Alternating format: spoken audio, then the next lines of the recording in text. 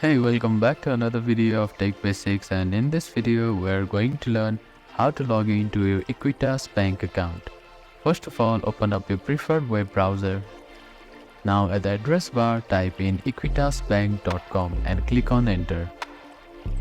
After that, close this notification and click on allow to allow the location for this website, and you can also click on block. After that, at the top right corner, you can find a login button. Click on it. Now, select which account you want to get logged in. Either it's personal account or a business account. Now, a login page will appear. After that, type in your user ID and password here. You can also click on this box to use a virtual keyboard, where you can type in from the screen. Now type in your CAPTCHA by taking reference to this image. If it is too hard for you to understand, click on this button and the CAPTCHA will regenerate.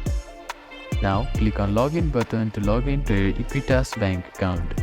If you have forgotten your password, click on this link, and if you have forgotten your user ID, click on this link and follow the instructions to reset it. Thank you for watching this video.